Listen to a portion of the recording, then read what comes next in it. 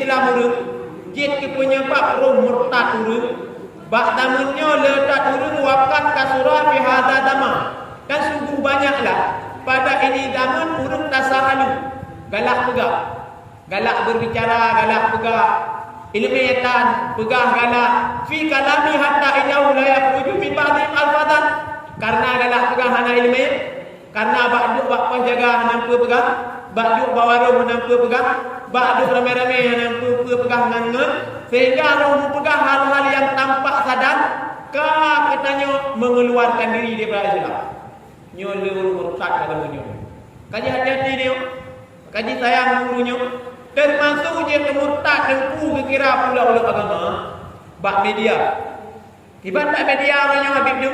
Bak media orangnya ada banyak bangai. Ada banyak bangai, ada banyak habib, banyak hubud.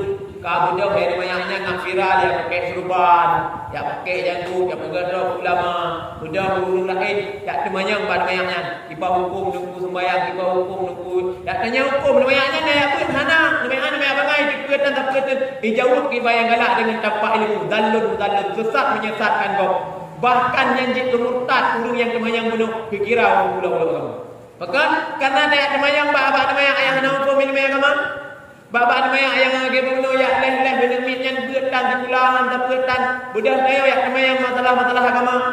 Ini ustaz dah kai pegang ni masalah wudu, masalah sembahyang yang tidak sesuai dengan kitab dengan ilmu, tidak sesuai dengan ilmu para ulama sehingga urang yang temannya adalah jin murtad.